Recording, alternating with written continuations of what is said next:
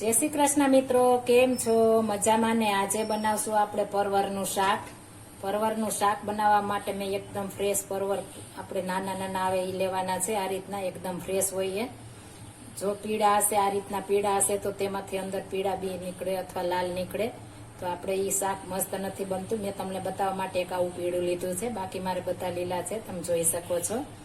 એટલા માટે આપણે એકદમ ફ્રેશ અને સરસ લીલા હોય એવા આપણે પરવર નાના લેવાના છે. ત્યારબાદ મેં એક વાટકી માંડવીના બી શેકીને લઈ લીધા છે. આછા શેકા છે, તમે જોઈ શકો છો. થોડી થોડી ડિઝાઇન પડે એ રીતના. અને એકદમ કોરો લોટ મેં ધીમી આંચ ઉપર 30 સેકન્ડ માટે શેક્યો છે, એટલે આપણે કાચી સ્મેલ ન આવે ચણાના લોટની. એટલા માટે મેં સેજ એવો શેકીને ચણાનો લોટ લઈ લીધો છે. આદુ લસણ મરચાની પેસ્ટ મેં બનાવી છે અને ધાણા ભાજી લીધા છે. હવે આપણે આ પરવરને આપણે સુધારી લેશું. આ પરવરનો આપણે આગળથી ને પાછળનો ભાગ આ રીતના કાઢી લેવાનો છે. ત્યારબાદ આપણે આ રીતના સુધારી લેશું. ઘણા લોકો બી નથી ખાતા હોતા, એટલે આ રીતના બી કાઢવા હોય તો આપણે કાઢી શકીએ છીએ. જો તમે ખાતા હો તો બી નાખી શકો છો, બાકી આ રીતના આપણે કાઢી લેશું બી. તમે જોઈ શકો છો, ફટાફટ નીકળી જાય છે આપણા બી. ત્યારબાદ આપણે લાંબી સ્લાઇસમાં કાપી લેશું. મીડિયમ આપણે કાપવાના, બહુ પતલાઈ નહીં બહુ જાડાઈ નહીં, એટલે એકદમ મસ્ત આપણું શાક બને. આ રીતના આપણે બધા સુધારી લેશું. એકદમ સરસ સ્લાઇસ કરી લેવાની છે આ રીતના, એટલે એકદમ મસ્ત આપણું શાક ખાવાની મજા આવે છે.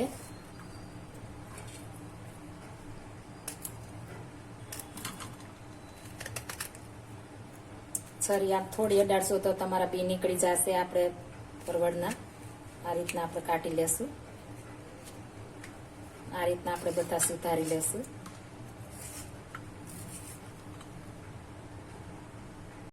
આપણે શાક કટિંગ થઈ ગયું છે, તમે જોઈ શકો છો. આ રીતના આપણે સ્લાઇસ બનાવવાની છે. હવે આપણે આ બીને આપણે અધકચરા વાટી લેવાના છે. એકદમ ફાઇન નથી કરવાના, અધકચરા વાટવાના છે, એટલે આપણું શાક એકદમ મસ્ત બને. હવે આપણે આને અધકચરા ખાંડી લેશું. આપણા બી ખંડાઈ ગયા, તમે જોઈ શકો છો. આ રીતના અધકચરા ખાંડવાના છે. મેં ફોતરા હોતા ખાંડ્યા છે, એટલે એકદમ મસ્ત આપણું શાકમાં ફ્લેવર આવે, એટલા માટે મેં ફોતળા નથી કાઢ્યા. તમે કાઢી શકો છો. હવે આપણે વઘાર કરીશું.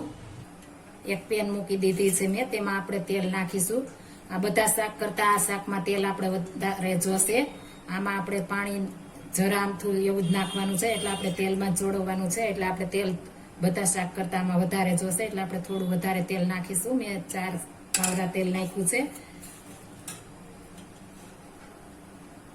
આપણું તેલ ગરમ થઈ ગયું છે. આપણે રાઈ નાખીશું અડધી ચમચી. ત્યારબાદ અડધી ચમચી જીરું આખું, થોડી હિંગ. આ બધું ફૂટી જાય ત્યારબાદ આપણે શાક નાખવાનું છે. આપણે ધોઈને લીધા હતા એટલે આપણે ધોવાની જરૂર નથી. હવે આપણે શાક નાખી દઈશું. આ રીતના આપણે બધું મિક્સ કરી દઈશું.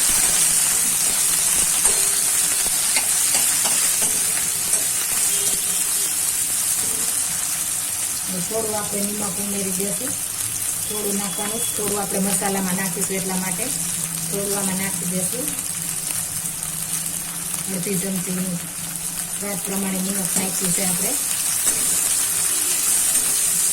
આ રીતના આપણે તેલમાં પાકવા દેશું.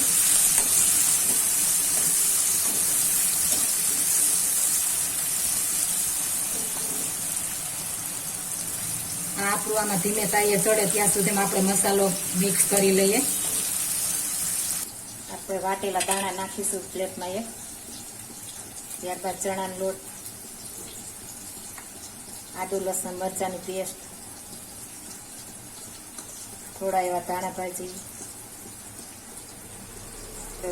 શાકમાં નિમક નાખ્યું છે, એટલે આપણે એમાં થોડું નાખીશું સ્વાદ પ્રમાણે. લાલ મરચું પાવડર 2 નાની ચમચી નાખું છું. 2 ચમચી આપણે ધાણા જીરું પાવડર, હળદર થોડી એવી નાખવાની છે. આ બધું આપણે મિક્સ કરી લેશું. થોડો એવો લીંબુનો રસ થોડો આમાં નાખીશું, થોડો આમાં નાખીશું. ત્યારબાદ આપણે લીંબુ નાખ્યું છે, એટલે ખાંડ થોડી નાખીશું, એટલે ખટ મીઠું શાક એકદમ મસ્ત બને છે આપણું. આ બધું આપણે હાથ વડે આ રીતના મિક્સ કરી લેશું. આ મસાલો બનાવ્યો છે એ તમે આપણે પરવળ ભરેલું કરવું હોય તો તેમાં પણ આ મસાલો ઉમેરી શકો છો. એકદમ મસ્ત આપણું ભરેલો પરવળનું શાક પણ આ મસાલામાંથી થાય છે. આને તમે બનાવીને રાખી શકો છો. એકદમ મસ્ત આપણો મસાલો તૈયાર થઈ ગયો છે. તમે જોઈ શકો છો આપણો મસાલો થઈ ગયો તૈયાર. આપણે 30% જેવું ચડી ગયું છે. હવે આપણે તેમાં ચટણી નાખીશું, લાલ મરચું પાવડર. આ રીતના 2 ચમચી મેં નાખ્યું. તમે તમારી રીતના તીખું જેવું ખાતા હોય તેવું નાખી શકો છો. ધાણા જીરું પાવડર ઉમેરીશું 1 ચમચી. આ બધું આપણે મિક્સ કરી દઈશું. હવે થોડી વાર આને આપણે ઢાંકી દેશું ને ચડવા દેશું. ધીમા ગેસે એકદમ ચડશે એટલે મસ્ત બની જશે. આ રીતના આપણે ઢાંકી દેશું, ધીમે ચડવા દેશું.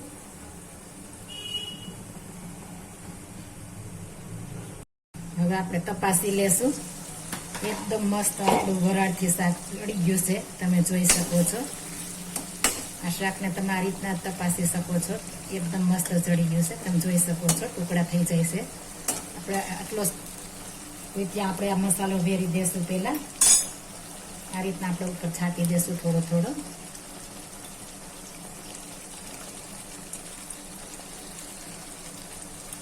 બધા મસાલો આપણે મિક્સ કરી દેશું આ રીતના.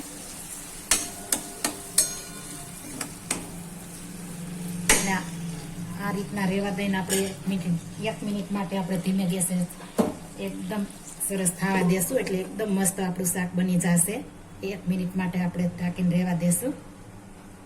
આપણે 1 મિનિટ થઈ ગઈ છે. હવે આપણે જોશું. એકદમ મસ્ત આપણું શાક બની ગયું છે. તમે જોઈ શકો છો એકદમ મસ્ત આપણું સૂકું શાક બની ગયું છે. આમાં આપણે એક ખાસ ધ્યાન રાખવાનું છે. આપણે થોડું તેલ બધા શાક કરતા આમાં થોડું આપણે વધારે નાખીશું એટલે એકદમ મસ્ત આપણું શાક બનશે. હવે આના ઉપર આપણે ધાણા ભાજી સ્પ્રિંકલ કરી દઈશું.